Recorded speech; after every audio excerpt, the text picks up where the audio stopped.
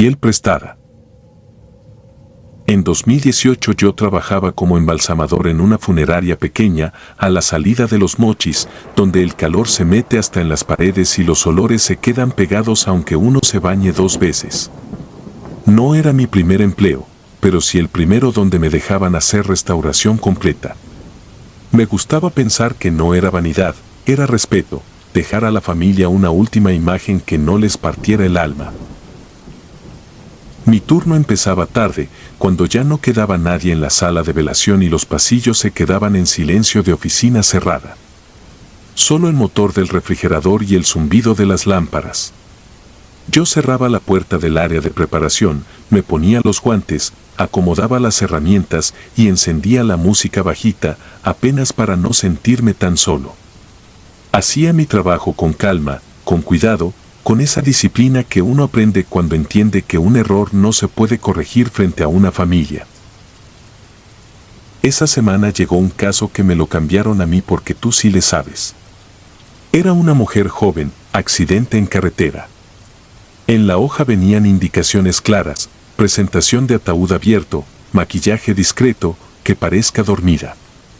Eso se escribe fácil, pero hacerlo bien es otra cosa. Cuando destapé la bolsa y vi su cara, supe que iba a ser una noche larga. No era espanto, era reto. Y también, lo admito, una inquietud rara, como si el cuarto hubiera bajado de temperatura solo con verla. Preparé todo como siempre. Desinfecté, revisé el reporte y empecé con lo básico. Nada fuera de lo normal, drenaje, conservación, suturas internas, control de rasgos. Después vino lo que a mí me gustaba, la parte fina. La restauración. Trabajar pómulos, labios, la línea del cabello, el tono de piel. Yo tenía mis propias mezclas, mis trucos, mis tiempos. Y esa noche, por primera vez en años, sentí que algo me observaba aunque yo estaba solo. Al principio lo atribuí al cansancio. Llevaba varios servicios seguidos y el cuerpo se vuelve automático.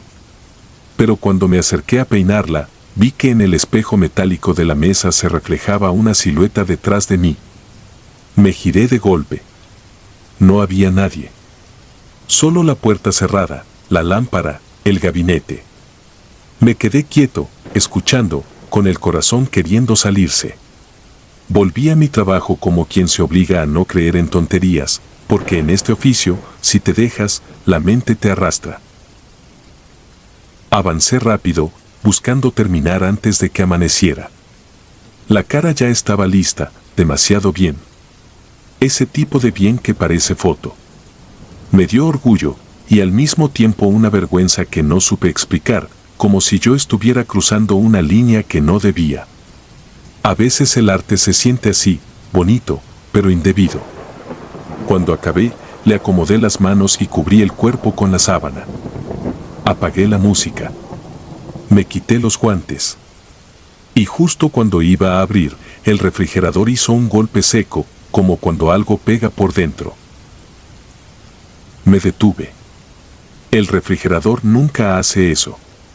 Caminé despacio, pegué el oído al metal. Nada. Iba a regresar cuando escuché un sonido mínimo, una exhalación corta, tan leve que pensé que venía de mí. Me quedé congelado. Miré a la mesa.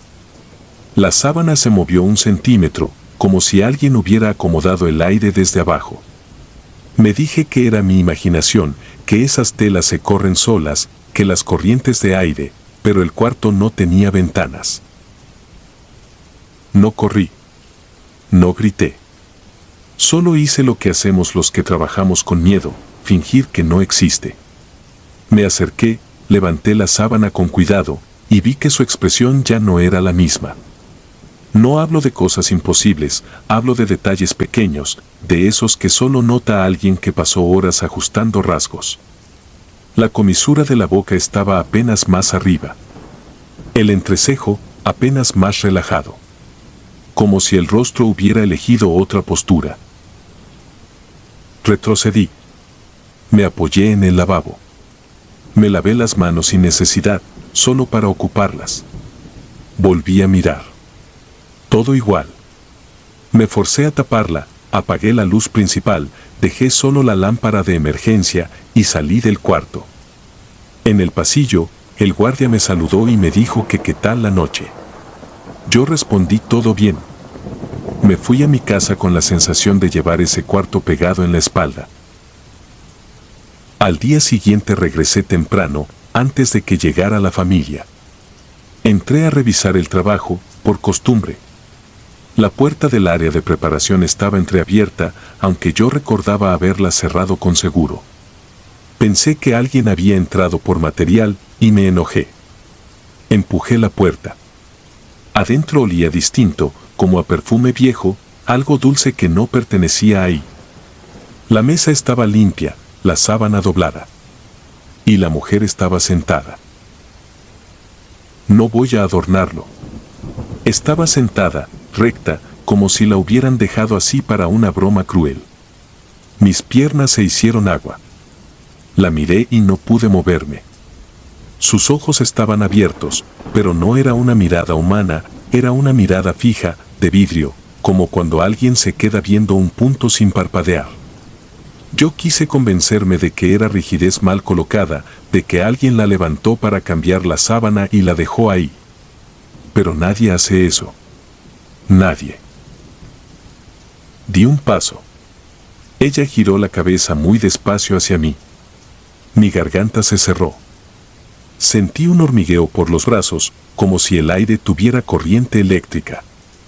Y entonces, sin mover los labios como una persona viva, con una voz que parecía salir del cuarto entero y no de su boca, dijo una sola frase, exacta, limpia, como si me la dictaran al oído: gracias por traerme de vuelta.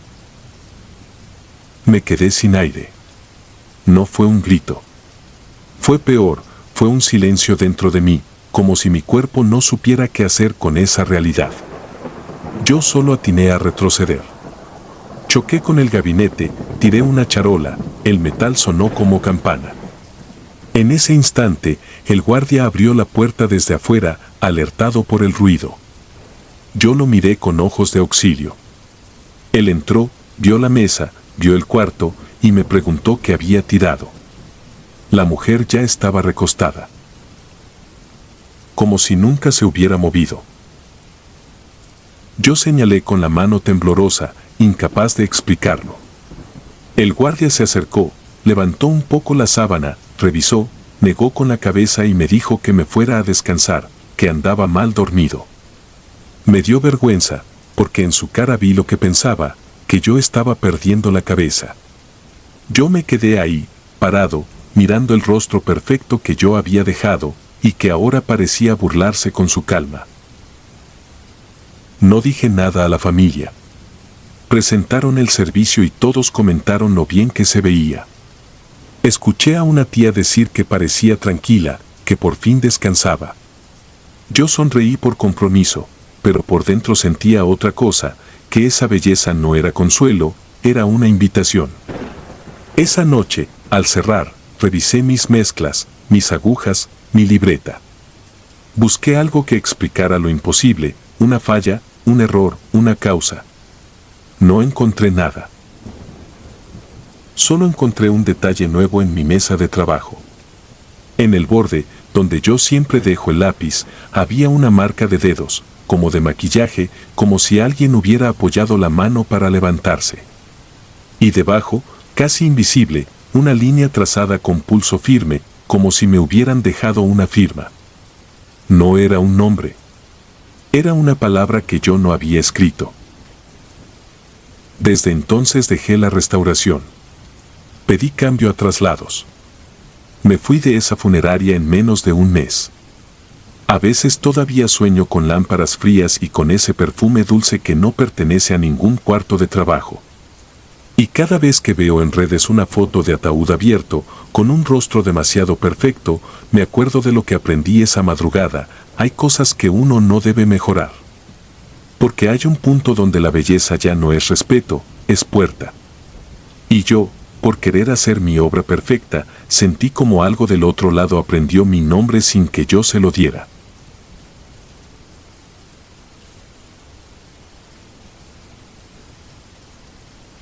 Cintas del sótano.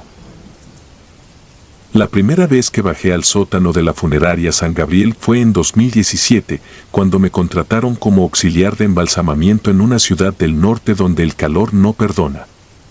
Arriba olía a flores viejas y café, abajo, a cloro y metal, con un frío que se pega en la nuca aunque esté sudando. Don Julián, el encargado, me enseñó lo básico sin cuentos: guantes, mascarilla, instrumentos en orden, registro al día. Aquí no se improvisa, soltó, y se acabó la charla. Esa semana llegó un servicio urgente. La familia pidió el proceso completo y rápido, también pidió que el féretro quedara sellado y que nadie lo abriera después. No pregunté, pero la petición dejó una espina. La sala principal estaba ocupada, así que me mandaron al cuarto pequeño del sótano, el que usaban cuando había apilamiento de trabajo, mesa de acero, lámpara fija, anaqueles, un drenaje en el piso. La puerta cerraba mal y dejaba una rendija por donde entraba el gemido del elevador. Apenas entré, vi algo fuera de lugar: una grabadora de mano, de esas antiguas con cinta, estaba encendida bajo el borde de la mesa. No era del equipo. Tenía el botón de grabar hundido y un foco verde. La apagué, revisé ambos lados, no tenía nombre. La dejé ahí y seguí. Preparé todo, anoté inicio, temperatura, detalles. Cuando fui por el sello del féretro, vi de reojo la grabadora. Estaba encendida otra vez. Yo la había apagado, estoy seguro. Sentí coraje. La llevé al pasillo, presioné stop con fuerza. Se detuvo. A los pocos segundos escuché un clic detrás de mí, volvió a grabar sola. Me senté y presioné play. La cinta corrió con un siseo y apareció una respiración rápida, muy cerca del micrófono. Luego, voces. No eran gritos, eran palabras claras, dichas con prisa, como dictadas. Todavía no, dijo una voz de hombre. Falta aire, dijo otra. Por favor, no lo cierres, dijo una tercera. Se oían golpecitos suaves sobre metal y el ventilador del sótano girando lento. Era el mismo cuarto. Era esa mesa. Apagué el aparato, lo guardé en mi bata y subí a buscar a don Julián. Le conté. No se sorprendió, solo apretó la mandíbula. Déjala donde estaba, respondió. ¿Quién la dejó? Déjala. Y no escuches nada. Ese sótano no perdona. Regresé abajo y la dejé bajo la mesa, como me ordenó. Intenté trabajar sin pensar, pero el elevador volvió a gemir aunque nadie lo llamaba, y las luces del pasillo parpadearon una vez, lo suficiente para hacerte dudar de tus ojos. Cuando llegó la hora de cerrar el féretro, don Julián bajó conmigo con el kit de tornillos. No hablamos. Mientras se la ajustaba, la grabadora se encendió otra vez. El foco verde parpadeó y, sin que nadie la tocara, empezó a reproducir sola, fuerte, como si alguien hubiera subido el volumen. Todavía no. Falta aire. Por favor, no lo cierres. Don Julián se quedó inmóvil con el destornillador en el aire. Yo vi su mano temblar. Apágala, me pidió. La apagué. Y en el silencio que quedó, escuchamos un golpecito desde adentro del féretro, a la altura del pecho. 1, 2, 3. Con un ritmo que no parecía accidente. Quise pensar en madera acomodándose, en cambios de temperatura, en cualquier explicación limpia. Don Julián se inclinó, pegó la oreja al borde. Yo no quise hacerlo. Entonces la grabadora se encendió de nuevo, pero esta vez grabó. Se oyó nuestra respiración, el metal, los tornillos. Y una voz distinta, suave, pegada al micrófono, como si hablara junto a mi hombro: si lo sellas, te toca a ti. Me levanté de golpe y golpeé el anaquel, cayeron frascos y herramientas.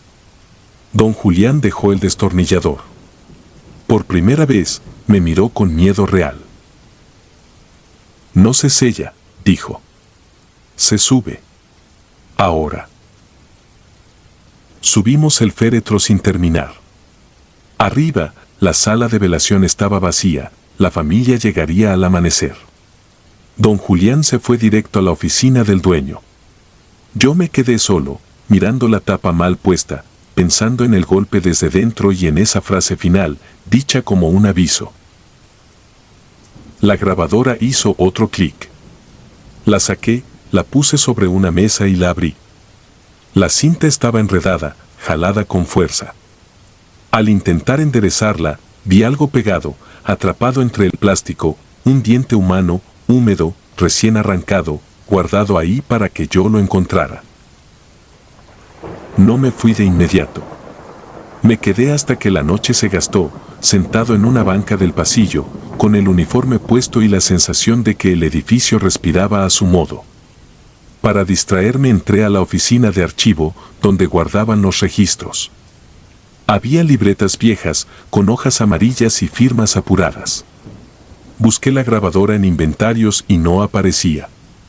En cambio, encontré una señal repetida, un pequeño punto junto a ciertos folios y, a un lado, una nota a lápiz, no Sauer. No decía por qué, no explicaba nada, solo se repetía como una orden vieja. En una libreta de 2010, una mano distinta escribió 2 líneas, se oyó dentro. Se dejó arriba. El nuevo se fue. Me quedé mirando esa palabra, nuevo, como si fuera un turno, una etiqueta, una condena. Volví a la sala. Don Julián estaba sentado frente al féretro, con un café intacto. No dormía. Parecía esperar una orden de alguien que no estaba ahí. Cuando el cielo empezó a ponerse gris, la tapa vibró apenas, no como golpe, sino como un tirón corto, medido. La grabadora, que yo había dejado en la mesa, se encendió sola. No reprodujo las frases de antes. Enumeró nombres, uno tras otro, con calma, como en una lista. Al final dijo el mío completo, hasta con el segundo apellido. Sentí el mismo frío del sótano, pero en el pecho. Don Julián se puso de pie y, sin mirar, tiró el sello a la basura. Luego me apretó el antebrazo. Vete hoy.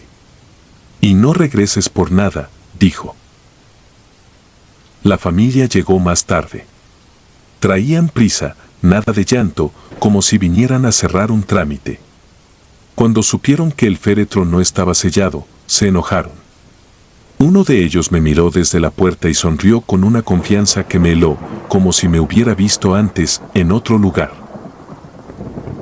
Esa misma tarde intenté deshacerme de la grabadora. La tiré en una bolsa y la enterré lejos, en un terreno baldío. Al volver al carro, la bolsa estaba vacía. En el tablero, limpia y encendida, estaba la cinta, con el diente pegado todavía, como una firma. Desde entonces, si escucho un clic en una habitación vacía, siento que alguien me mide, esperando que yo cierre algo otra vez, por aquí. Renuncié ese mismo día. Firmé lo que me pidieron y me fui. Nunca volví a entrar a una funeraria. A veces, cuando estoy por dormir, escucho en mi cabeza el siseo de una cinta vieja y esas palabras que no se deciden a terminar, todavía no.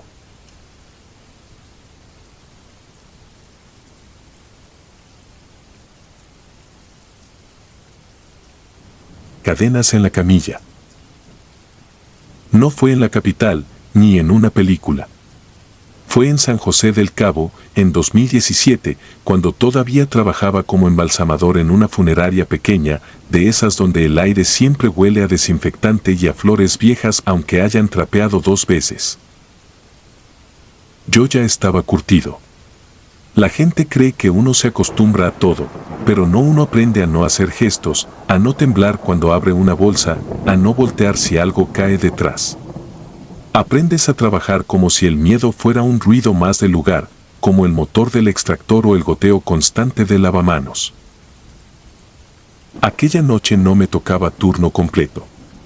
Fui porque el dueño me marcó con prisa y me dijo que era un servicio delicado, que necesitaban el cuerpo listo antes del amanecer para un traslado. No me dio más detalles, y eso, en este trabajo, casi siempre significa que alguien pagó extra para que nadie pregunte.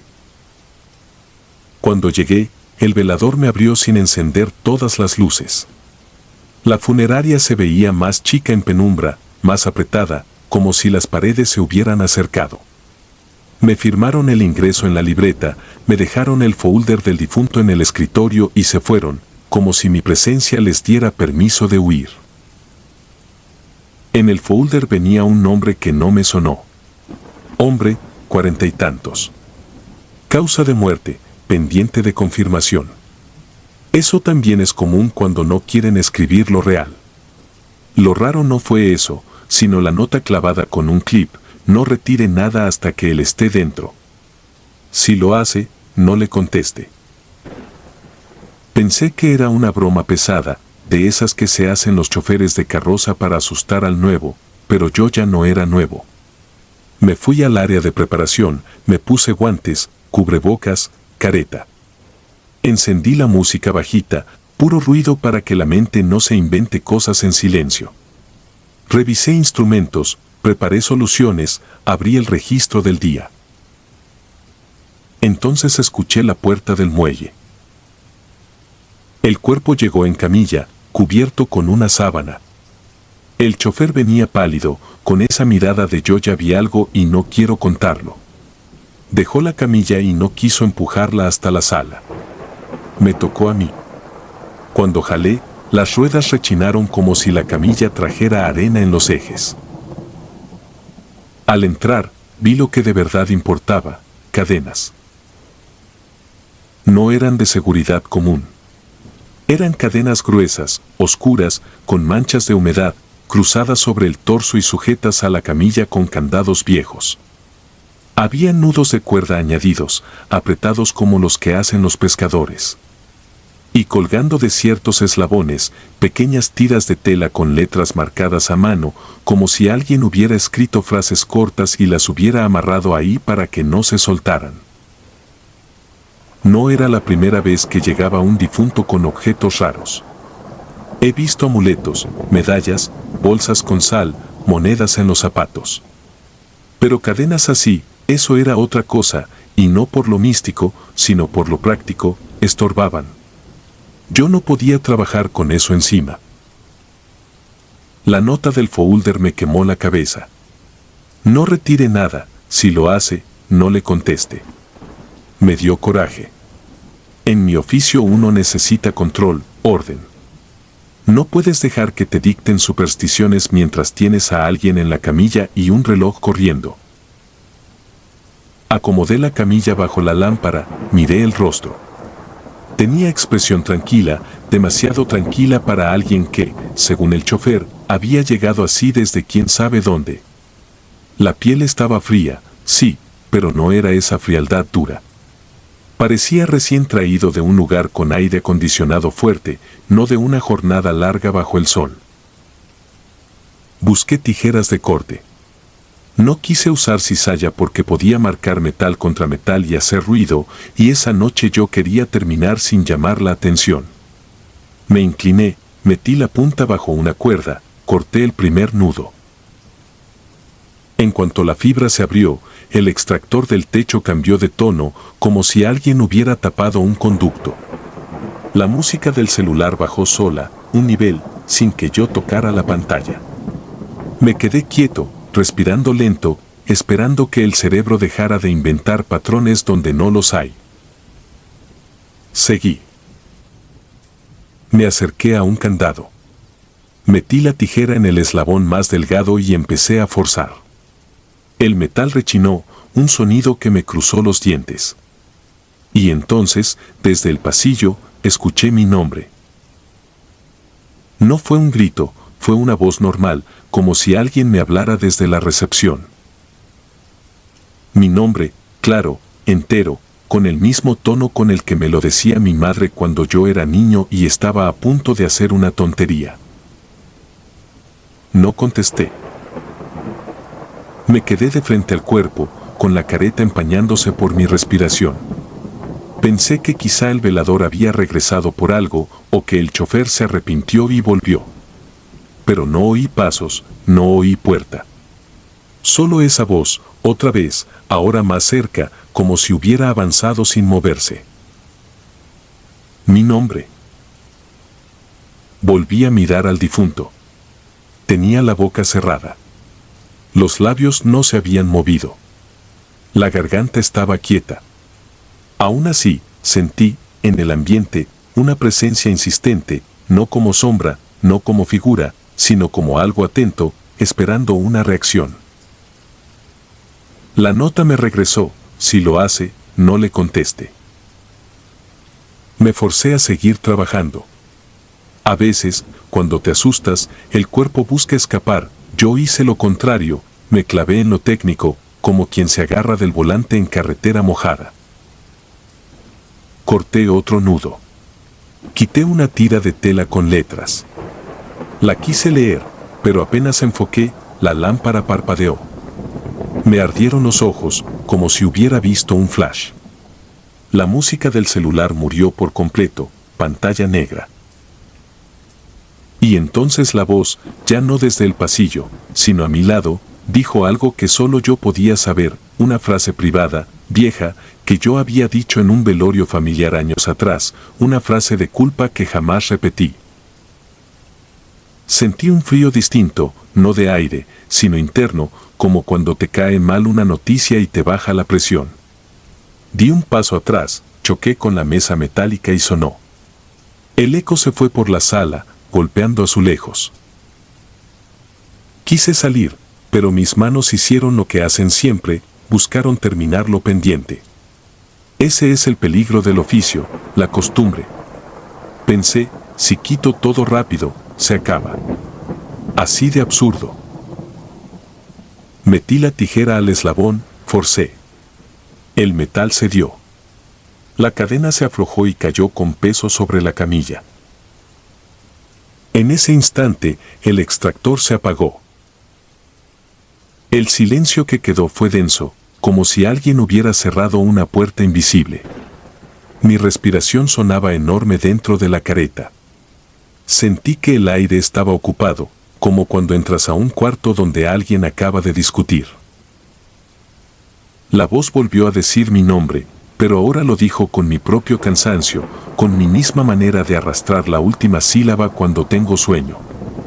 Era mi voz, perfecta, y al mismo tiempo no lo era, porque no venía de mi garganta. No miré al pasillo.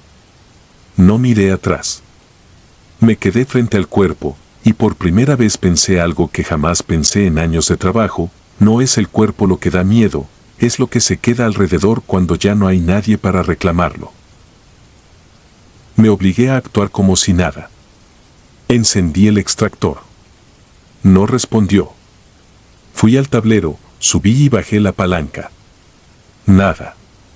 Intenté prender la lámpara auxiliar. Parpadeó una vez y murió. En la oscuridad parcial, escuché el sonido de metal arrastrándose, despacio, como si una cadena se moviera sola sobre la camilla. Yo sabía que era imposible. Las cadenas ya estaban sueltas y quietas, yo las había dejado a un lado. Aún así, el sonido siguió, acercándose al borde, como si alguien acomodara eslabones con paciencia. Y entonces la voz, usando mi tono, dijo, voltea. No lo hice.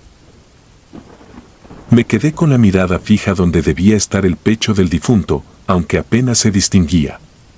Yo no rezaba, no soy hombre de rezos, pero en mi mente repetí una sola idea como un clavo, no le contestes.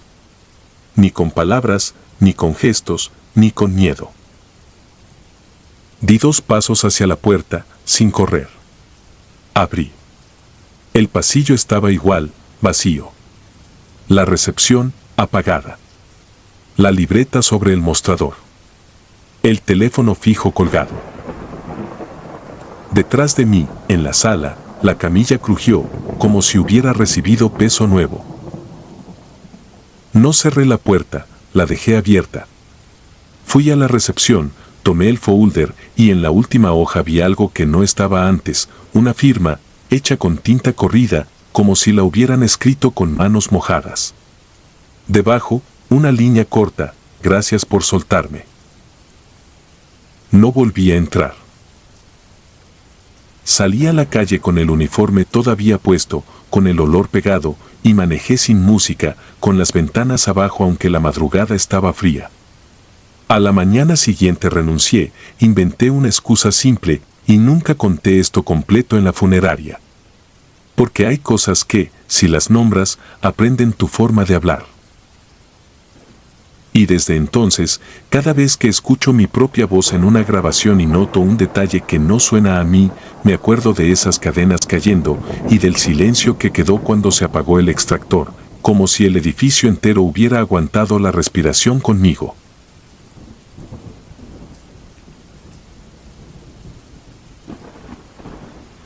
La luna nueva me cobró. No fue por morbo que me hice embalsamador. Fue por hambre, por pagar deudas, por un sueldo fijo y porque a mí no me temblaban las manos. En 2014, cuando me contrataron en una funeraria vieja a las afueras de Hermosillo, pensé que lo peor serían los olores, las guardias largas y la forma en que el silencio se te pega a la nuca cuando te quedas solo en el área de preparación. Me equivoqué. Lo peor fue aprender que aquí también hay reglas, pero no las que vienen en los manuales. La primera semana me tocó el turno nocturno. El jefe, don Bernabé, era de esos hombres que no levantan la voz y aún así sientes que te está regañando.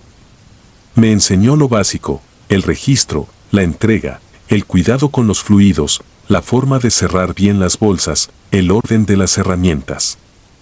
Nada raro. Todo clínico. Todo normal. Lo raro empezó cuando vi que, en el estante alto, guardaban una cajita de madera con un candado pequeño. No tenía etiqueta. No tenía nada. Una madrugada le pregunté por qué guardaban eso ahí, tan arriba, como si fuera algo que no se debía tocar. Don Bernabé ni volteó. Solo me dijo que esa caja no era para mí, que yo apenas iba entrando y que en este trabajo lo único que te mantiene vivo es hacer lo que te dicen sin preguntar. Dijo vivo con una seriedad que me dejó con la lengua seca.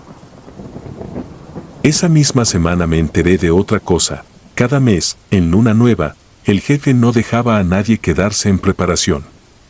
Cerraba antes, mandaba al chofer a su casa, apagaba las luces del pasillo y se quedaba solo. En el pueblo se inventaban chismes, que si hacía brujería, que si vendía cosas, que si era negocio sucio. Yo me reía por dentro. La gente necesita creer algo para no aceptar lo simple, la muerte llega, se cobra y ya. Hasta que llegó mi primer mes completo. Aquella noche el clima estaba pesado. Se fue la señal del celular y el generador del área de velación se encendía y se apagaba como si le faltara aire. Yo estaba lavando charolas cuando don Bernabé se asomó y me dijo que me fuera. Le contesté que todavía faltaba limpiar bien. Me miró como si yo hubiera dicho una tontería peligrosa. Hoy no limpias, dijo, y me entregó las llaves del portón. Te vas y no regresas hasta que amanezca. No me gustó el tono. No era orden, era advertencia. Le dije que estaba bien, pero no me fui. Crucé al estacionamiento, me subí a mi carro y esperé con las luces apagadas. Desde ahí se veía una ventana alta del cuarto de preparación. Pensé que iba a ver lo típico, un hombre trabajando, humo del cigarro, sombras moviéndose. No vi eso. Vi que apagó todo, incluso la lámpara del techo, y solo dejó una luz tenue sobre la mesa. Luego sacó la cajita con candado. Yo me quedé quieto. No por miedo, por curiosidad. En este oficio la curiosidad es un vicio. Lo vi abrir el candado, sacar algo envuelto en tela, colocarlo junto a un cuerpo cubierto con sábana y ponerse unos guantes nuevos, como si lo que iba a hacer no fuera parte del trabajo. Después bajó el volumen del radio hasta dejarlo en nada. Y ahí entendí lo que era el verdadero silencio, no el de la noche, sino el silencio puesto a propósito, como una puerta cerrada.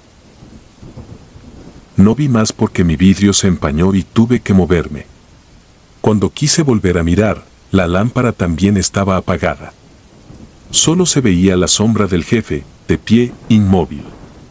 Y, por un instante, juraría que la sábana del cuerpo se levantó un poco, como si alguien respirara debajo.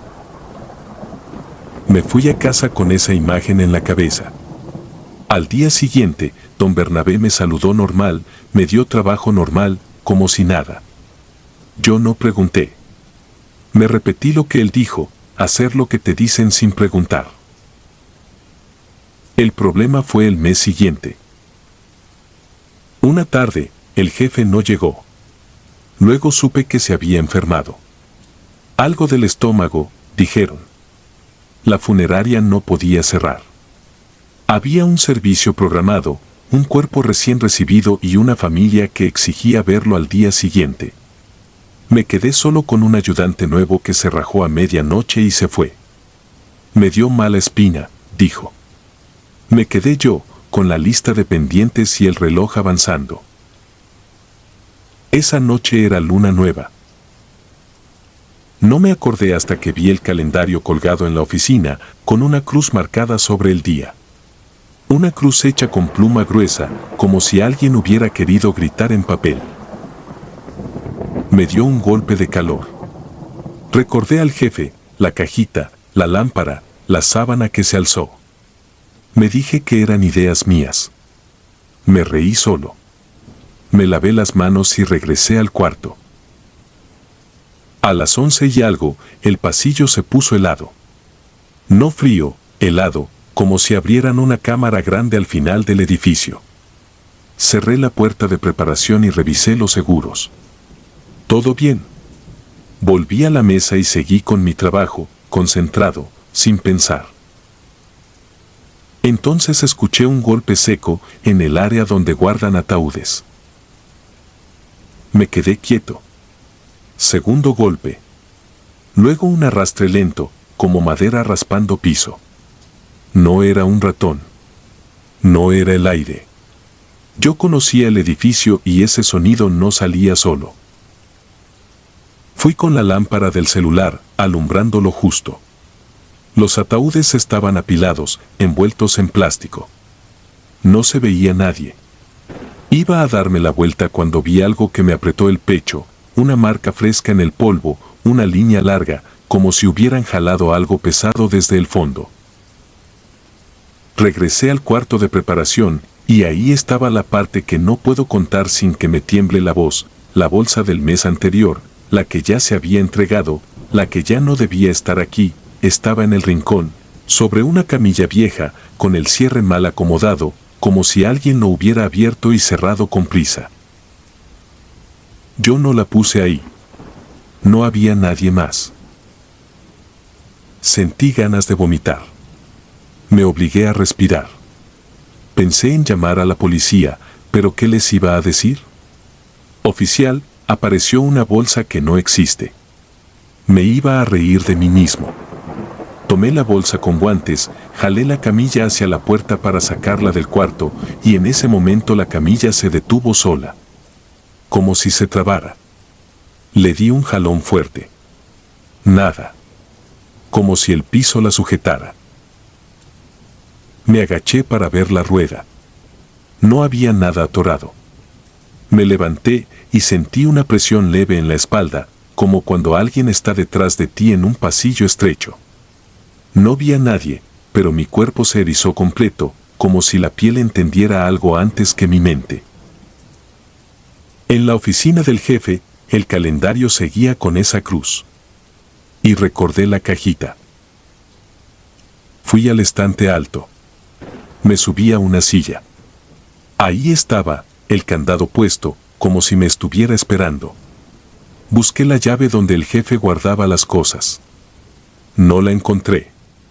Intenté forzar el candado con unas pinzas. Me costó más de lo que debería, y el metal hizo un chasquido que se oyó en todo el edificio. Cuando abrí la caja, dentro había sal, una aguja fina, un listón negro y una hoja doblada.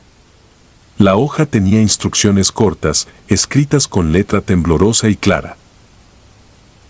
En luna nueva se cumple. 1 por mes. No dejes que el anterior venga por ti. Hazlo y no mires el rostro. No había firma. Me quedé leyendo esa frase una y otra vez, como si al repetirla dejara de ser real. Afuera, en el pasillo, algo volvió a arrastrarse. Esta vez más cerca. Un ruido paciente, como quien sabe que tiene tiempo. Yo no creo en cosas. O no creía. Pero la bolsa en la camilla, la marca en el polvo, el frío raro, el silencio forzado, todo eso era demasiado ordenado para ser casualidad. Volví al cuarto con la caja en la mano. Había un cuerpo reciente, un hombre sin familia conocida, de esos que llegan con papeles mínimos y una prisa ajena. El servicio era al día siguiente. Lo preparé como pude, sin pensar, siguiendo la rutina, porque la rutina es lo único que te salva cuando tu cabeza se quiere romper. Luego, con manos torpes, hice lo que decía la hoja. Sin rezos. Sin palabras. Sin espectáculo. Solo un gesto simple, feo, práctico, como si fuera una parte escondida del oficio. No miré el rostro, tal como decía. Me limité a terminar y a guardar todo en la caja otra vez. Y ahí pasó lo peor, el frío del pasillo se fue. El sonido de arrastre se detuvo. La camilla volvió a moverse con normalidad, como si el piso la hubiera soltado. La bolsa del rincón ya no estaba. Me quedé sentado en una silla de metal hasta que amaneció, con la luz del techo encendida, sin parpadear, sin atreverme a apagarla. Don Bernabé volvió a trabajar 2 días después. Me vio pálido, con ojeras. No le conté todo. Solo le dije que ya sabía. Él no se sorprendió. Asintió con una tristeza seca, como de alguien que carga años en el pecho. Si un mes no se cumple, me dijo, el anterior regresa y no viene a asustar. Viene a cobrar. Desde entonces, cada luna nueva, cierro la funeraria temprano. No me hago el valiente. No me invento explicaciones. Cumplo y ya. Lo más real de esta historia no es lo que hice. Lo más real es lo que me pasa después, en las noches siguientes, cuando estoy por dormir, siento esa presión leve en la espalda, como si alguien estuviera detrás de mí, esperando que falle el próximo mes. Y yo entiendo, sin necesidad de palabras, que en este trabajo uno no se acostumbra a la muerte. Uno se acostumbra a pagarla.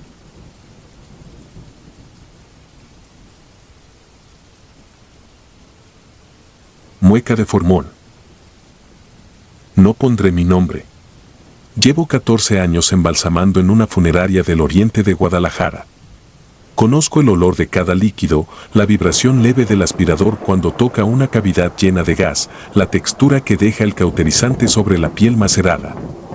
Trabajo de noche porque es cuando nadie interrumpe, cuando las luces frías del laboratorio hacen parecer que todo está detenido, como si el tiempo se coagulase en las canaletas del acero inoxidable. Fue en septiembre de 2019 cuando llegó el cuerpo que me quitó el sueño durante meses, un hombre sin documentos, atropellado a la altura del periférico, rostro devastado contra la defensa de una camioneta, órbita derecha rota, nariz deshecha, labios desgarrados. Recibí el paquete con el protocolo de siempre. Fotografía forense, inventario, bolsa roja de pertenencias casi vacía. Preparé el campo en la mesa con caída hacia el desagüe, coloqué la manguera del drenaje, revisé cánulas, pinzas, suturas 3-0 y el CTA caps. Abrí la región cervical con incisión limpia para canular carótida y yugular. Elegí un fluido índice 20 con tinte humectante, diluido a 2 galones para un primer pase lento. Cuando empiezo por carótida derecha, siempre masajeo con la izquierda para facilitar el retorno. La sangre salió espesa y oscura, sin coágulos mayores. Había actividad bacteriana, lo noté por el olor dulce y agrio que se pega al cubrebocas y por el burbujeo apenas audible en la pared abdominal. Nada fuera de lo habitual.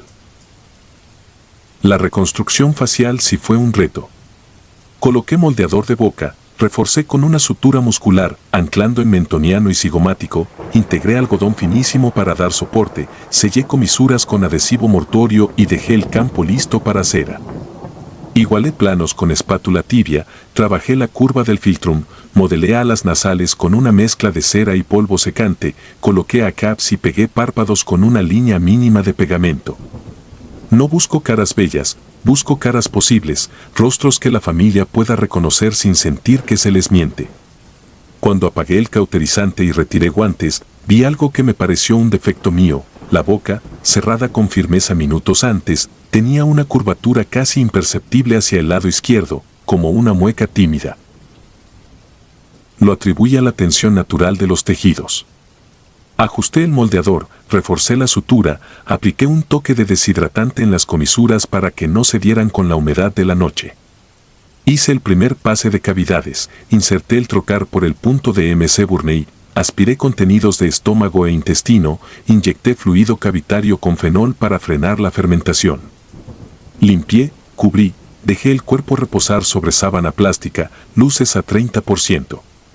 Antes de irme a la oficina a firmar una guía, regresé a mirarlo y la mueca era más evidente, una sombra de sonrisa apenas levantando la comisura izquierda.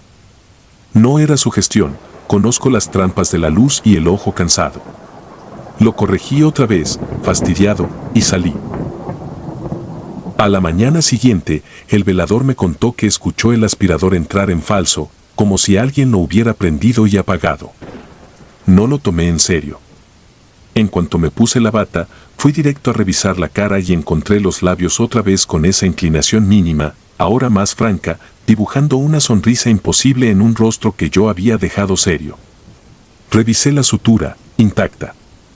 El moldeador, bien posicionado. El adhesivo, seco. Coloqué una sutura mandibular, de las que solo abro en casos tosudos, atravesando encía superior e inferior con aguja curva hasta asegurar el cierre. Me dije que ahí terminaría el capricho de los tejidos. Al limpiar el área de trabajo, noté algo en el mármol blanco de la encimera donde preparo la cera, líneas rojizas, muy delgadas, secas en los bordes como si hubieran sido trazadas con un hilo empapado. A simple vista eran líneas sin intención, pero al apartar una charola, las líneas se unieron para formar mi apellido, completo, con un trazo largo que bajaba hacia el drenaje. No lo pensé en términos sobrenaturales. En ese sitio todo lo físico tiene explicación, retorno por capilaridad, goteo de la manguera, hemólisis mezclada con tinte, un guante roto que no noté. Lo limpié con hipoclorito y seguí. Al tercer día, dejé una cámara pequeña con sensor de movimiento apuntando al rostro, no para demostrar nada a nadie sino para demostrarme a mí lo que ya sabía, que la mueca era una trampa del cansancio. Mientras circulaba el fluido en el segundo pase, noté la piel tomar color. Puse manos en abdomen para guiar el retorno y en ese contacto sentí una rigidez diferente, no el rigor de siempre ni la plasticidad de la piel fijada, sino una tensión hacia el lado izquierdo de la boca, como si una banda subcutánea tirara desde la comisura. Fue un gesto mecánico, espátula, calor, presión, la mueca cedió. Apagué todo, revisé válvulas, anoté hora y me fui. Cuando revisé el video, vi una secuencia que me hizo tragar saliva. No había sombras extrañas ni puertas abriéndose. Me vi a mí, solo, trabajando con precisión. Me vi terminar, limpiar, alejarme, apagar la luz. 5 minutos después, en la oscuridad azulada, se percibe un temblor mínimo en la comisura izquierda, luego la piel se acomoda como si alguien hubiera deslizado un dedo por debajo. La sonrisa volvió a nacer muy despacio hasta quedar exactamente igual que antes. Nadie entró, nada se movió excepto esa curva. Consulté al viejo Martín, quien fue mi maestro. No suele dramatizar. A veces la memoria del músculo gana, me dijo, y me recomendó descansar la zona con puntos de anclaje internos. Obedecí. Anclé a periostio, reforcé con puntos en abanico, apliqué más adhesivo del que me gusta usar porque deja la piel rígida. Trabajé maquillaje con aerógrafo, toques de carmín diluido para recomponer una vida que ya no estaba. En cada paso, la comisura buscaba su camino como una rama que insiste en crecer hacia la luz. Esa noche llovía. El olor a tierra mojada entraba por la ventana alta y el laboratorio parecía aún más limpio, como si el agua fuera a lavar a algo que aquí no se deja. El aspirador tiró 2 veces, con un chillido agudo, revisé filtros, nada. El foco de la esquina parpadeó. Cuando me incliné para desconectar la manguera del drenaje, la rodilla empujó una charola y ésta raspó el mármol. En ese raspón quedó una marca fresca y, al lado, un reguero nuevo, esa misma tinta oscura que había limpiado un día antes. No era sangre reciente, tenía la densidad del tinte con el que algunos colegas devuelven color. Las letras formaban ahora mi nombre de pila, con la misma caligrafía apurada con la que firmo recibos. Sentí un frío que no venía del aire. Apresuré el cierre. Repetí la sutura, reforcé con malla interna, sellé comisuras, hasta puse una gota de cianoacrilato, que casi nunca uso porque no perdona errores. Toqué los labios con la yema del guante para asegurar la línea recta. Perfecta. Respiré. Apagué. Cerré. A la salida miré por última vez y la mueca no estaba. La mesa, pulcra. El mármol, sin letras. La lluvia seguía golpeando. El velorio fue por la tarde del día siguiente. La familia reconoció al muchacho por una cicatriz en la ceja izquierda que tuve que esculpir con cuidado. «Qué tranquilo se ve», dijo la madre con una voz hueca. No me quedé. Uno aprende a no mirar demasiado a los vivos cuando vienen a despedirse. En el pasillo, la foto impresa que pusieron junto a la urna mostraba al mismo rostro que yo reconstruí, la comisura izquierda, apenas arriba, como si esa mueca hubiera existido en vida. Me aferré a esa idea todo el día. Cuando regresé al laboratorio para limpiar, el lugar estaba como lo dejé. Salvo por una cosa pequeña, casi ridícula, sobre la mesa, justo donde apoyo la mano izquierda para equilibrar el pulso, había una línea muy fina de cera mortuoria endurecida, del mismo tono con que rellené los labios del muchacho. La línea dibujaba una curva que reconocí sin querer reconocerla. Pasé el dedo, con guante, por costumbre, y la curva se quebró en 2, dejando un polvillo blanco. Debajo, el mármol tenía un arañazo semejante a una firma. Durante semanas, arrancaba la noche con la imagen del video, esa comisura moviéndose sola. Busqué explicaciones técnicas que no me dieran vergüenza, tensiones diferenciales al fijar, contracción de cera al enfriar, adhesivo que cede, músculo que recuerda su vector de reposo. Todo eso es verdadero y me ha pasado, pero no con tanta voluntad.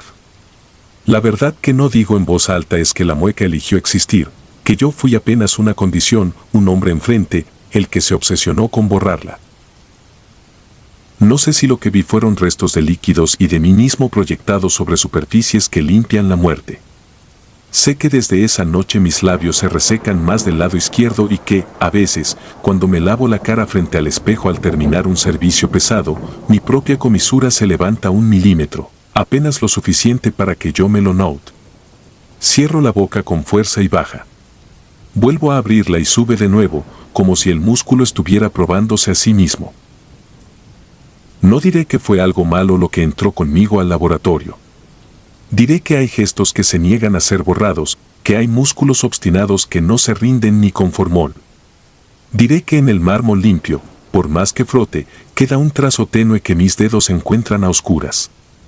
Y diré que sigo trabajando de noche, con la misma calma de siempre, pero que cada vez que sello unas comisuras, aunque no lo diga, les pido que descansen en línea recta. Por favor, en línea recta.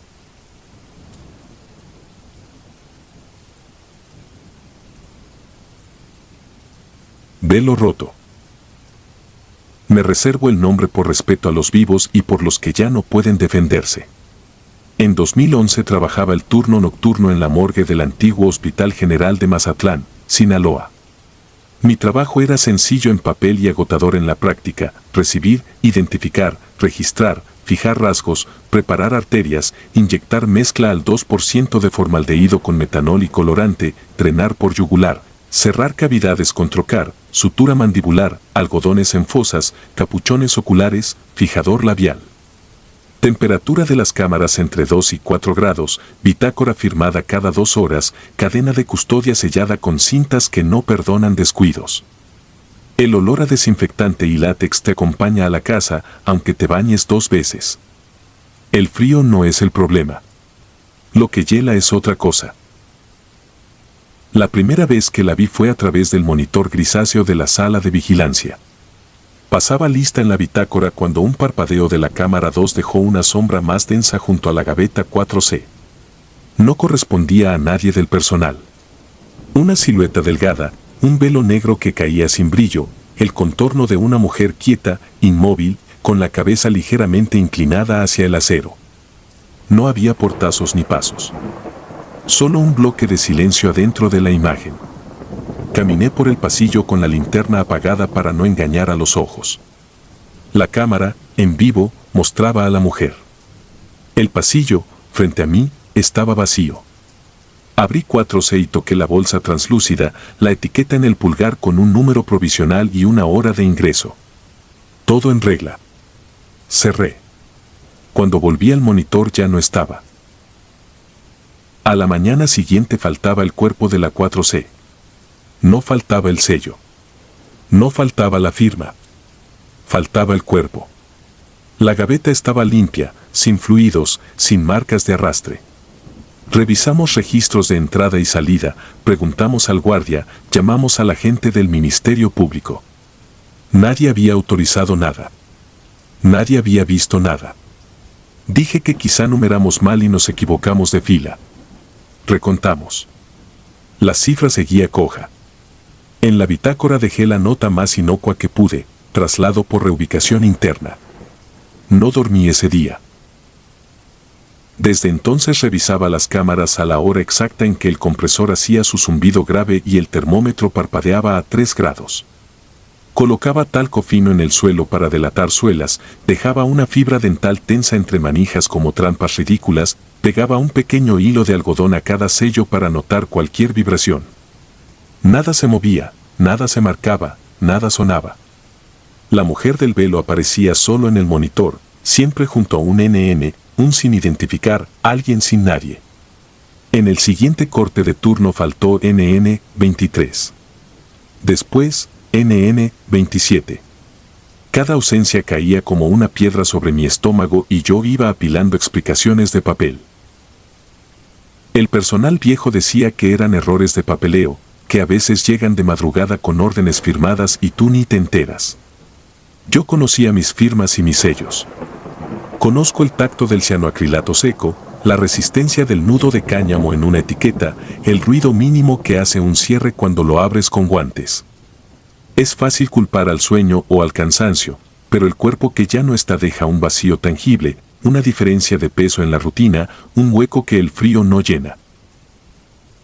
Hubo una noche de lluvia espesa en que el olor de las salas cambió. No era el mezcla habitual, era tierra húmeda. En la cámara 3 estaba el NN 31, varón joven, sin golpes visibles, hallado en un camino de terracería. A veces a los desconocidos les quedaba una marca mínima, un hilo en la muñeca, una bolsita con oraciones en el bolsillo. A él le colgaba un listón negro como una intención. Me quedé solo a propósito. A las 2:12 el monitor la mostró otra vez, de perfil, a una distancia que sugería respeto. La linterna alumbró acero liso. El talco seguía intacto. La fibra dental, tensa. Abrí la gaveta, toqué la bolsa, sentí la humedad fría de la condensación. Cerré. Apagué el monitor para obligarme a confiar en mis ojos y me quedé allí, pegado a la puerta metálica, contando respiraciones ajenas, escuchando el chisporroteo del compresor. Cuando volví a abrir, la bolsa estaba vacía. El listón negro había quedado atrapado en el borde de la gaveta, como si algo lo hubiese tirado hacia adentro desde nada. Lo guardé en el bolsillo sin pensarlo. La fibra dental seguía tensa. El sello no se había roto. La bitácora me vio escribir una mentira más. Intenté racionalizarlo con violencia. Aseguré manijas con alambre de acero. Pegué etiquetas de ambos lados. Coloqué una tapa de aluminio que chirriaría con cualquier vibración. Fui más meticuloso que nunca con carótidas, femorales y yugulares, con suturas que parecían bordados, con la estética mínima que merecen incluso los que nadie reclama. El trabajo en sí se volvió una excusa para mantener la mente ocupada. Aún así, cada cierto número de noches, la suma se rompía. Faltaba un cuerpo. Siempre un NN. Siempre limpio. Siempre sin rastro. El velo se dejaba ver solo en esa pantalla testaruda, y sin embargo lo real era lo ausente en el acero. No quise contárselo a los de arriba porque conocía sus respuestas. Auditoría, sospecha, cambio de turno, traslado, sombras nuevas en otras paredes. Lo único que hice fue modificar mis notas. Inventé una marca que no existe en ningún manual. Escribí una palabra pequeña en el margen, ausente. No desaparecido, no trasladado. Ausente. Quería nombrar de algún modo lo que estaba pasando sin volverlo delirio. La palabra se volvió un gesto privado que me calmaba las manos. Una tarde, antes de mi turno, una familia humilde se quedó horas afuera esperando que se confirmara un nombre. Había un cuerpo con rasgos que le sonaban conocidos. La mujer mayor sostuvo una estampita hasta que el borde se deshizo de tanto sudor. No pude asegurar nada. Las huellas estaban gastadas por humedad. Les prometí que a primera hora se repetiría la toma. Al cerrar la puerta me dolió la garganta. Ese cuerpo no debía ser tocado hasta el día siguiente. Yo sabía que esa noche ella vendría. Los patrones eran tercos.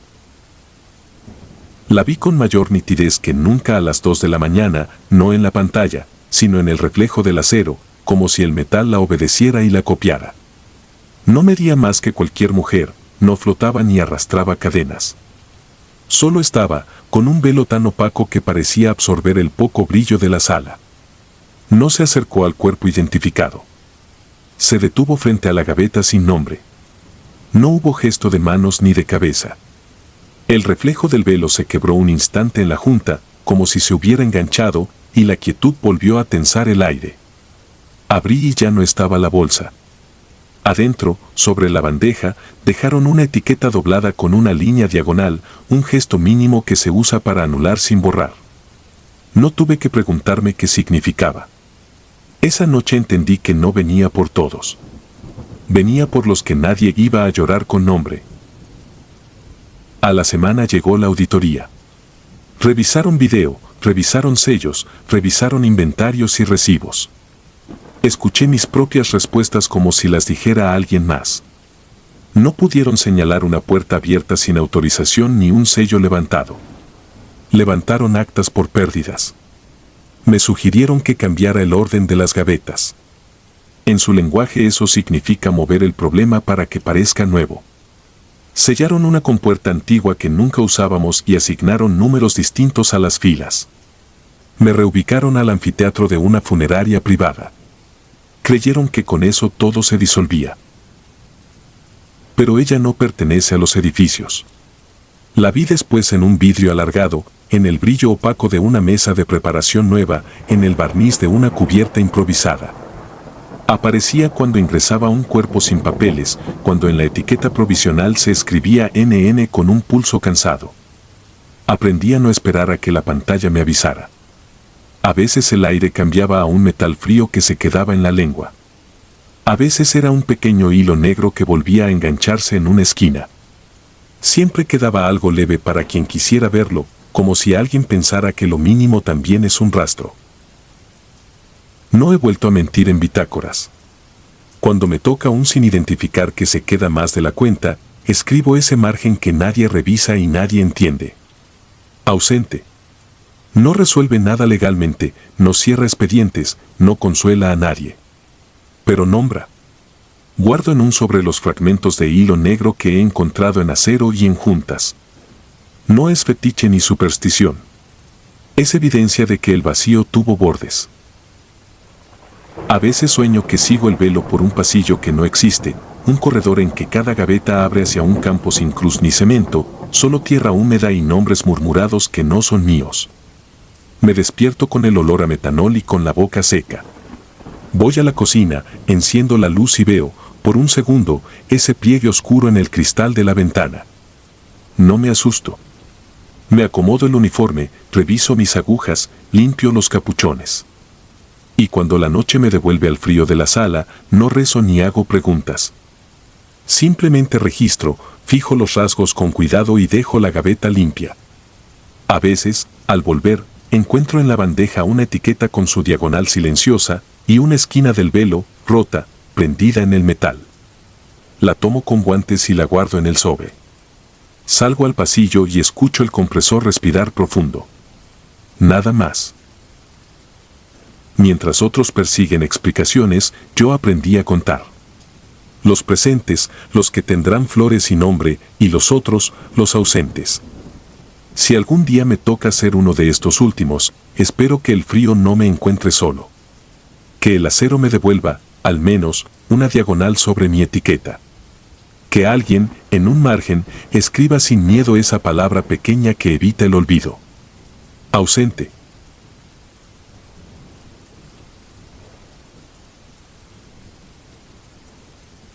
Llamada intramuerta. Prefiero no poner mi nombre. Llevo años trabajando de noche en una funeraria modesta a 4 cuadras del malecón de Mazatlán. Nuestro laboratorio es una sala de acero sin ventanas, con un extractor caprichoso y una mesa central inclinada hacia un desagüe que casi siempre huele a formol y a sal. En 2016, durante la temporada húmeda, aprendí que hay ruidos que uno no debe escuchar con atención. Esa madrugada me tocó a mí. El cuerpo llegó a las 1:50. Masculino, entre 35 y 40, sin documentación. La hoja del Ministerio Público anotaba probable asfixia por obstrucción y múltiples contusiones, sin autopsia por saturación del servicio forense. Marcaron la hora de muerte a las 1:05.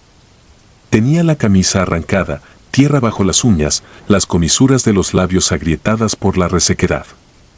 El abdomen mostraba una distensión discreta, nada fuera de lo común para alguien que había pasado varias horas en traslado. Registré todos los datos en el libro y lo pasé a la mesa. Llené el depósito con líquido arterial, mezclé al 2% con agua tibia para facilitar la difusión.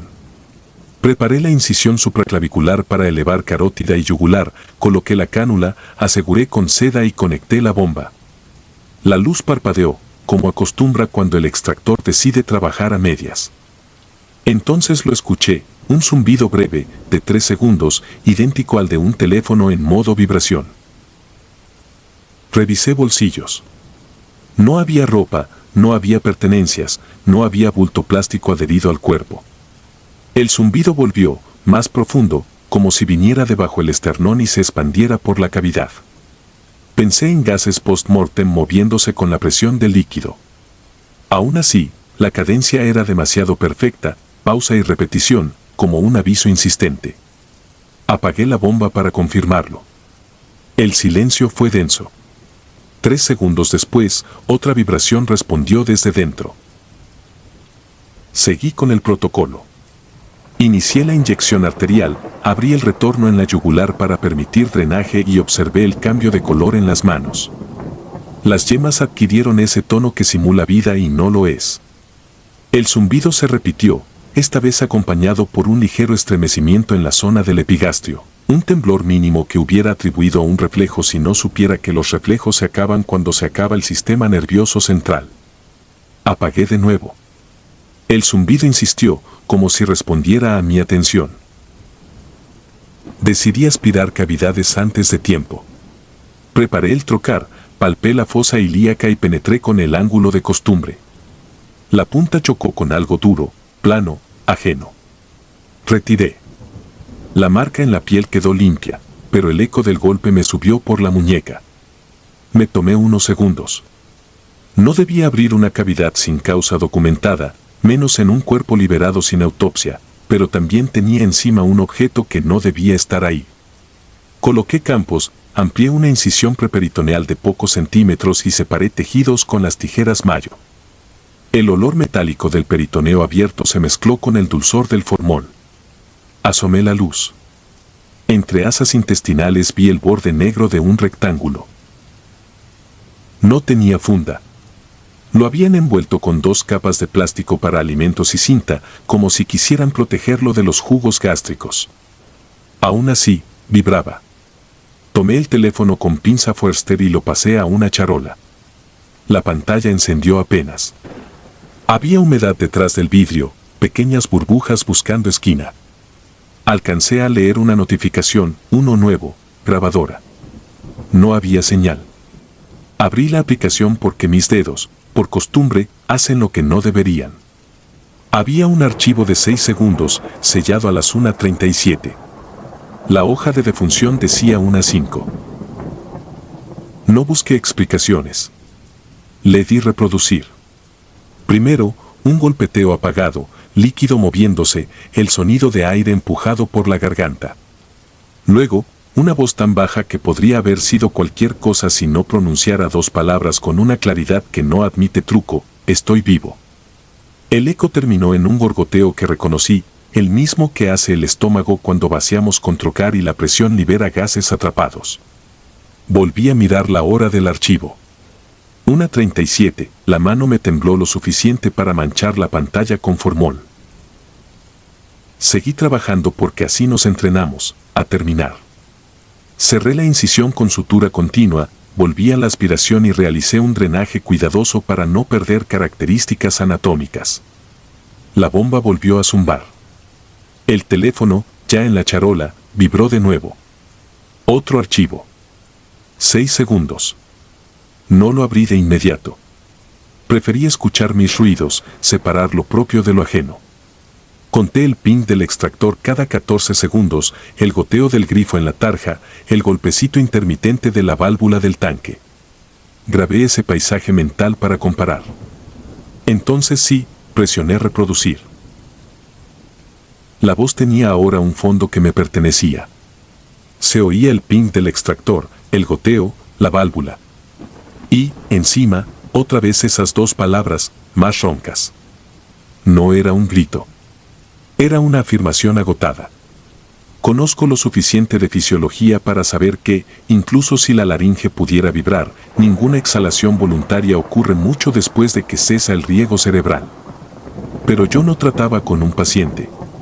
Trataba con un registro. Los registros no respiran ni mienten. Marcan horas. Abrí el registro de llamadas.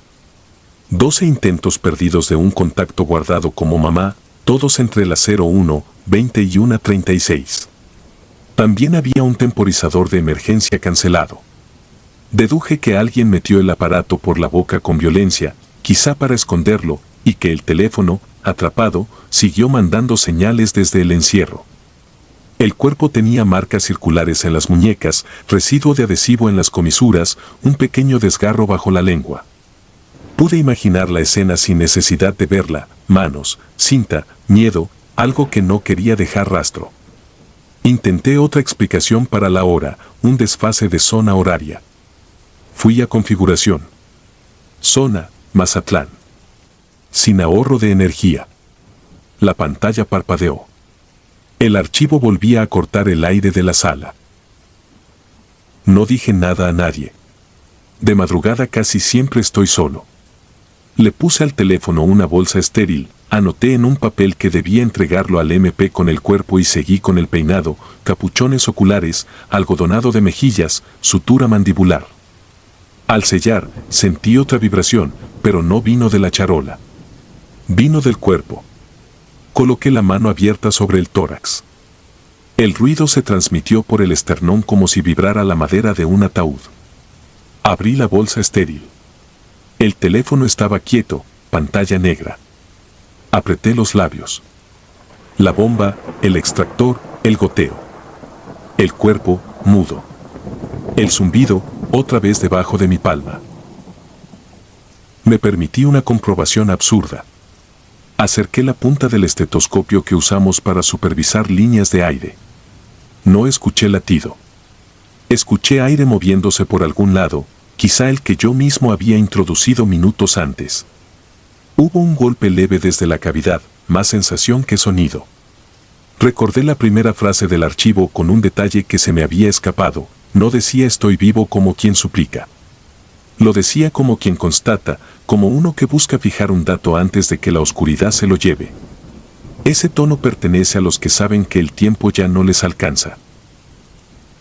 Terminé el arreglo sin inventar color de mejillas. La familia, cuando apareciera, vería lo que había que ver. Dejé el cuerpo en la cámara fría y me senté a escribir el informe. La pluma dejó una mancha al final de la palabra evidencia porque otra vibración me cortó el trazo. Esta vez no era el teléfono ni el cuerpo. Era el cajón de metal donde guardamos agujas, resonando con un zumbido tenue que se apagó al tocarlo. Abrí. Nada. Cerré. Zumbó. Lo dejé abierto. El sonido se quedó en la sala, suspendido, sin origen. Un insecto hubiera buscado luz. Aquello buscaba carne. Llegó la camioneta del MP a las 3:12. Entregué cuerpo y teléfono con un sobre redactado al detalle. No conté la hora de los archivos. Nadie me preguntó. Antes de irse, el agente me pidió firmar el recibo. Temblaba, no sé si de sueño o de aire frío. Cuando cerraron la puerta del compartimento, la vibración sonó 3 veces desde dentro, como si el metal repitiera un mensaje que no le correspondía. Nadie dijo nada. El chofer encendió y se fueron. Esa mañana, ya en mi cuarto, puse mi celular en modo silencio y lo metí al cajón. No dormí. A mediodía abrí mi aplicación de grabadora para asegurarme de que nada raro se había colado con mis guantes manchados. Había un archivo nuevo. 6 segundos. Hora de creación, 2:41. Título automático, nota 23. Lo escuché con el pecho apretado. Goteo, válvula, extractor. Y al final, lo que faltaba para cerrarme la garganta, mi nombre, dicho con el mismo hilo de voz que no pide, solo anota. Desde entonces, cuando un teléfono vibra cerca, huelo formol y sal en la misma bocanada. Puedo describir el peso exacto de un aparato envuelto en plástico dentro de un estómago, pero no sé cuánto pesa la certeza de una hora frente a la voluntad de un muerto por no serlo. Volví al trabajo la noche siguiente porque la sala no se limpia sola, los cuerpos no esperan y la realidad, en este oficio, no admite altas demasiado largas. Hay fechas que uno escribe con tinta lavable, hay sonidos que se quedan como manchas que no desaparecen. Si alguna vez escuchas un zumbido detrás de una puerta metálica, no lo sigas con el oído. Hay mensajes que solo se oyen si decides creerlos. Yo ya creí el mío. Y no me alcanzan las madrugadas para deshacerlo.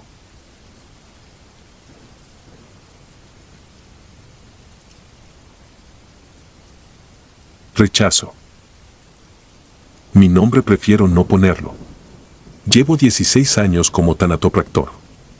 En 2018 trabajaba para una funeraria municipal en Ciudad Obregón, un edificio de bloc pintado de blanco que por dentro siempre olía a desinfectante barato, amonio y frío. Las cámaras murmuraban con su vibración, la luz de tubo temblaba cada tanto, y la mesa de acero tenía un desnivel mínimo que yo corregía con una cuña de madera. Conozco cada sonido de esas paredes. Por eso todavía me despierta el ruido de aquella noche, el golpecito hueco de un esternón contra metal, como si alguien quisiera tomar aire desde adentro. Trajeron el cuerpo a las 2:11 de la madrugada. Hombre, 40 y tantos, hallado en un canal de riego, identificado por un primo y por un tatuaje viejo en el hombro. La policía no dejó muchas notas. No había familia directa, pero exigían que el cuerpo se presentara al amanecer para una despedida corta. El tiempo apretaba. Lo pasé a mesa, verifiqué rigidez, livideces, temperatura cutánea. Había un olor leve a agua dulce y a metal. Un raspón irregular en la frente, uñas con tierra, abdomen algo tenso. Nada fuera de lo habitual para alguien que estuvo horas sumergido. Tomé su nombre de la orden. No lo escribiré aquí. No quiero que se quede pegado a lo que ocurrió. Hice lo que siempre hago. Desinfección exterior, rasurado de la barba de sombra incipiente, lavado con jabón enzimático. Coloqué los discos oculares para dar forma al párpado, cerré boca con aguja e hilo siguiendo puntos intraóseos, sellé comisuras con una capa fina de adhesivo. Preparé solución arterial al 2.5% con formol, humectante y un toque de colorante para control. Abrí carótida derecha, elevé yugular para retorno, coloqué cánulas con cierre de paso. La bomba inyectora está calibrada a baja presión y flujo constante. Inicié con 12 libras, luego subí a 15. El primer minuto fue normal. La piel cambió de tono en cuello y pómulo, el retorno por yugular salió oscuro y denso. La segunda cosa vino como un temblor. El tórax se elevó 2 centímetros, cayó y volvió a subir. No un espasmo, no esa contracción que a veces aparece cuando el rigor cede. Fue un movimiento suave, redondo, que parecía medir la pared de la sala. Bajé presión. Revisé mangueras, válvulas, miré la clavija de la bomba. Todo bien. Toqué el esternón con el dorso de la mano. Tibieza superficial por el líquido que corre, respiración nula en boca y nariz, obvio, pero el triangulito de piel entre clavículas se levantó una vez más, como si un viento mínimo pasara por dentro. He visto gas post-mortem, he oído burbujas cuando el líquido desplaza el aire atrapado. He visto vientres que se distienden y emiten sonidos indecentes. Esto era otra cosa. Detuve la bomba, cerré la carótida, dejé la yugular abierta para que drene. El pecho se aplanó como debe. Esperé. Silencio, salvo el zumbido de la lámpara. Me obligué a continuar. Retomé con presión aún menor, 8 libras, flujo al mínimo. El color mejoró en mentón, oreja, manos. La piel de las venas colapsó al tacto, buen signo. El abdomen seguía tenso. Hice pausa, pasé a femoral izquierda para asegurar distribución distal. En el primer empuje noté que el dorso de la mano derecha, que yo había posado sobre la cadera, se levantó apenas con el ritmo del tórax. No era sugestión. Coloqué un vaso metálico vacío junto al esternón. Con cada empuje de líquido, el vaso vibraba por una fracción de segundo. La bomba no hace eso. El cuerpo sí. Me enojé conmigo. El oficio no permite fantasías. Cerré todo, aseguré líneas, me quité los guantes, me lavé con agua fría hasta sentir los dedos entumidos. Respiré el cloro. Hice un registro rápido. Anoté hora, concentración, vasos utilizados. Abrí la gaveta de instrumentos, saqué el trócar de cavidades, el aspirador. Si el gas retenido hacía ese efecto, con un buen tratamiento interno cedería. Dibujé el punto de punción 2 dedos a la izquierda del ombligo, giré al entrar, seguí la ruta que conozco de memoria. El sonido de vacío llenándose fue limpio. Aspiré estómago, intestino, pulmones, cavidad pleural. Nunca había salido un retorno tan espeso de la zona torácica, como si la estancia en el canal hubiera fermentado algo que no debía. Coloqué líquido de cavidad, dirigí el chorro a los pulmones. El tórax dejó de moverse. Me quedé en silencio un minuto entero, contando los parpadeos del tubo de luz. Creí que ahí terminaba el capricho.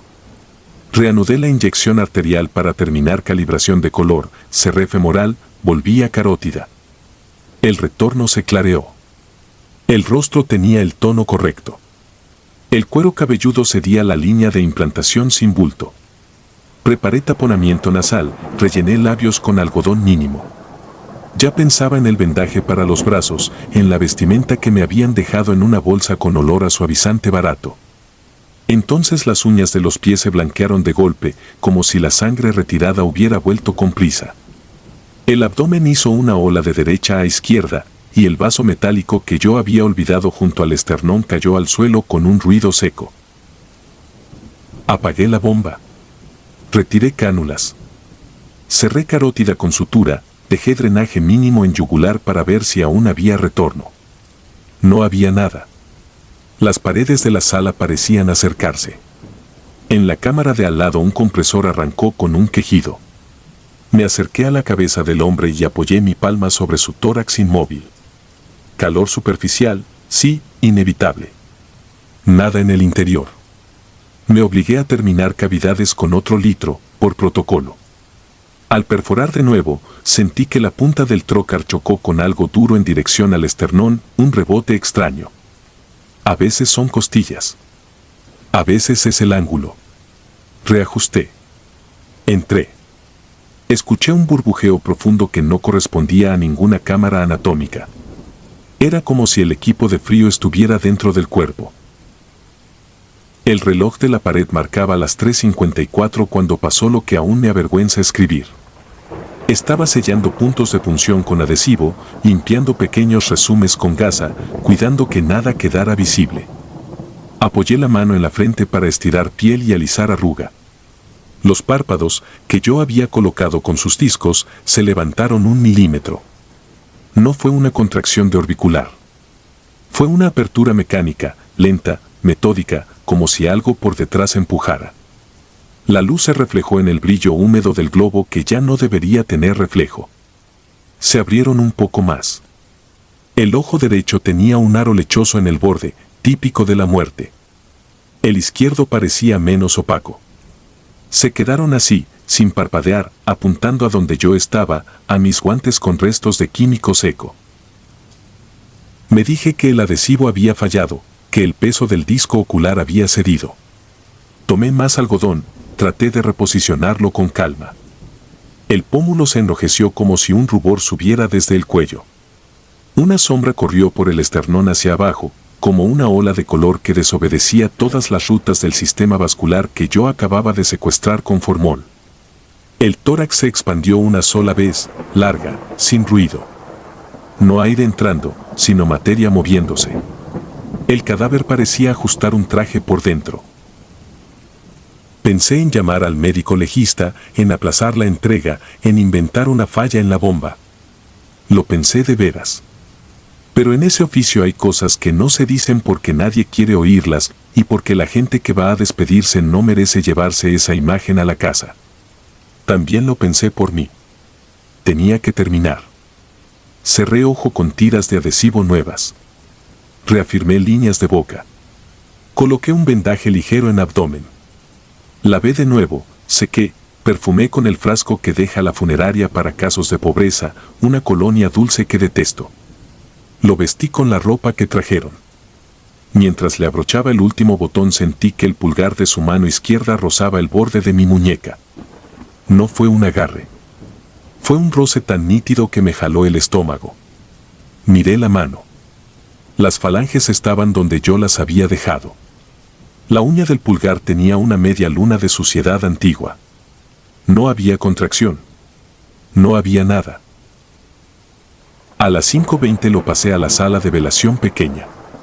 Coloqué la luz cálida, bajé intensidad para esconder imperfecciones. Puse 2 sillas. El primo y una vecina llegaron poco antes de las 6. Se hincaron, rezaron bajo. Yo me quedé afuera preparando el acta, escuchando el murmullo que sale cuando la gente llora sin escándalo. El primo salió a agradecer. Me dijo que parecía que dormía y que la piel se veía viva, palabra suya. Sonreí con cortesía. En ese instante, desde adentro, escuché un ruido diminuto, un clic húmedo, el que hace una válvula al cerrarse cuando la bomba deja de empujar. Sabía que no había bomba. Sabía que no había válvulas activas. Me quedé inmóvil con el bolígrafo en el aire. A las 6:34 entré a ver que todo siguiera en su sitio. Los párpados estaban cerrados, pero se notaba una tensión desigual, como cuando alguien aprieta los ojos por un dolor de cabeza. El vendaje del abdomen tenía una burbuja de aire que no había dejado antes.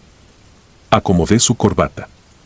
Alisaba el nudo cuando vi una sombra moverse bajo la tela del pecho, un desplazamiento mínimo hacia arriba, justo donde el hueso termina en el manubrio. Había frío en la sala. Yo sudaba. Toqué con 2 dedos. No sentí latido. Sentí desplazamiento, como el movimiento de un líquido espeso que busca un sitio más alto. No cuento esto para convencer a nadie. Cuento lo que hice. Me quité los guantes, guardé todo, firmé los papeles, acompañé al primo a la puerta. Volví a la sala cuando quedó sola. Acerqué la cara a la del difunto hasta oler la colonia y el resto de canal en su pelo. Le dije que bastaba, que ya. No fue una súplica ni una orden. Fue la forma en que uno le habla a un cuerpo cuando debe presentarse digno. En la luz de la lámpara vi un hilo de humedad asomando por la comisura del ojo izquierdo, como si la córnea sudara. No era lágrima. Era condensación tal vez. Pasé una gasa sin presionar. Se quedó limpia. Lo enterraron ese mismo día, por la tarde. Nadie pidió exhumación. Nadie reclamó nada. Por la noche, al cerrar, encontré el vaso metálico de la mesa donde había caído. Tenía por dentro un aro seco de color rosado, la marca perfecta de una vibración repetida. Lo lavé. Lo guardé. A veces, todavía, cuando conecto la bomba e inicio con presión baja, me parece sentir en la palma la resistencia sutil de un esternón que no quiere ser atravesado por nuestros líquidos. No siempre es miedo. A veces es respeto. Hay cuerpos que aceptan. Hay cuerpos que tardan. Y hay cuerpos, muy pocos, que parecen devolver el empuje como si no estuvieran de acuerdo con la muerte que se les impuso. A ese gesto yo lo llamo rechazo. Y no discuto con él.